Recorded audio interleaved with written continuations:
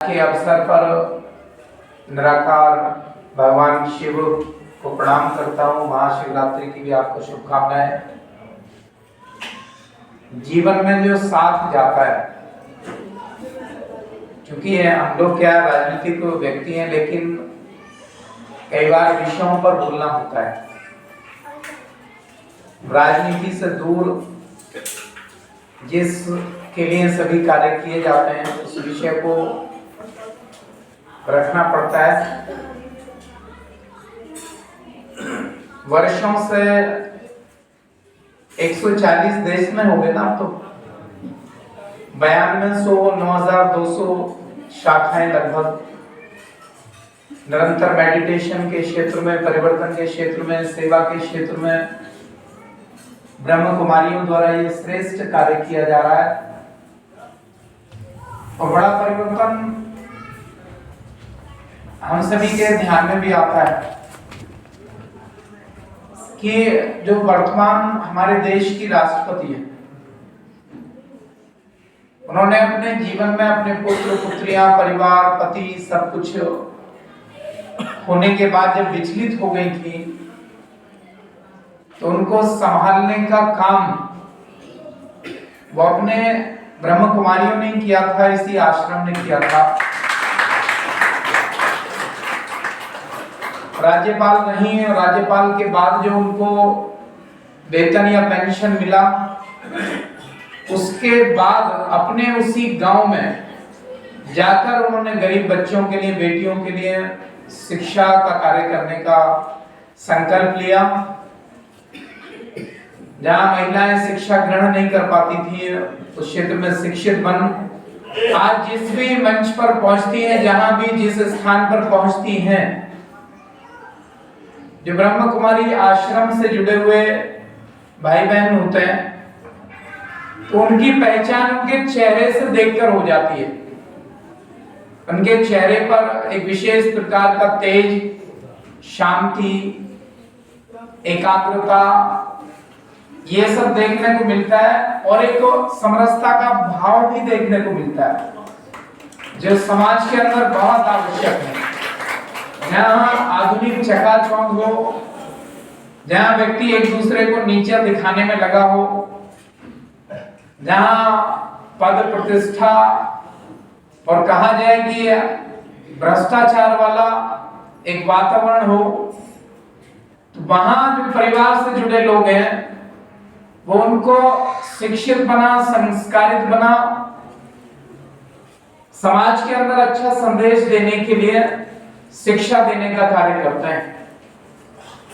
मैं इस आश्रम का बहुत धन्यवाद करता हूं कि जो बहुत सारे ऐसे हमारे भाई बहन, कई बार जिनको मानसिक परेशानियां होती हैं, पारिवारिक परेशानियां होती हैं, जीवन की परेशानियां होती हैं, उन सबसे उठाकर हमें ईश्वर से मिलाने का कार्य करता है। अभी आपने यहाँ पर उदाहरण प्रस्तुत किया डॉक्टर साहब का, जो काशी जा रहे थे बार बार, लेकिन मेडिटेशन के द्वारा, योग के द्वारा उन्होंने ईश्वर के दर्शन किए, निराकार ईश्वर को भी साक्षात रूप में दर्शन किए। तो ये सब मेडिटेशन के द्वारा ही हो सकता है। और मैं तो कह सकता हूं कि किसी भी व्यक्ति को, चाहे वो विद्यार्थी हो, कारोबारी हो, व्यापारी हो, राजनीतिक व्यक्ति हो, या किसी भी जॉब में हो, मेडिटेशन ही उसको बांध कर रखता है। और मेडिटेशन वो आधार है कि कई बार हमको गलत काम करने से भी बचाता है। हमें अपनी सोचने की क्षमता, विचार करने की क्षमता, ये सब हमारे मन मस्तिष्क के अंदर विकसित करता है। अंत में सेवा के कार्य ही व्यक्ति के साथ जाते हैं। जो कार्य श्रेष्ठ करता है, जिससे दूसरे व्यक्ति का मन, दूसरे व्यक्ति को हानि, चाहे वो मानसिक हो, शारीरिक हो अथवा आर्थिक, कष्ट ना हो, ऐसा एक कार्य किया जाए। तो इस सब का निर्णय लेने की क्षमता हमारे अंदर मेडिटेशन एकाग्रता ही करती है, और वो अपने इन आश्रमों के द्वारा देखने को मिलती है। जब व्यक्ति जाता है अपना शरीर त्याग कर, क्योंकि अपने ब्रह्म कुमारी आश्रम में 5000 वर्ष विभाजन किया गया, युगों का 1250 वर्ष के हिसाब से, तो अंत में जो जाता है तो किए कार्य ही जाते हैं। एक अभी मैं कहानी पढ़ रहा था, एक राजा ने बहुत आक्रमण किए, पैसा कमाया, धन संपदा इकट्ठी की, ऐश्वर्य प्राप्त किया,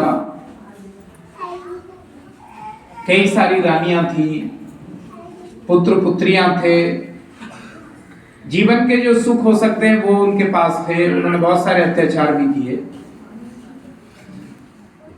उनके दरबार में बहुत बड़े बड़े विद्वान रहते थे।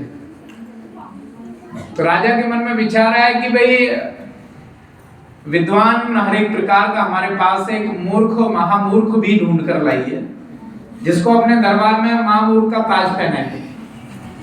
अब उसको ताज पहना दिया गया। बाकी लोग समय समय पर जब चर्चा होती थी, विद्वान व्यक्ति अपने अपने पक्ष रखते थे, तो मूर्ख तो हंसने से फुर्सत नहीं थी उसको, वो हंसता ही रहता था।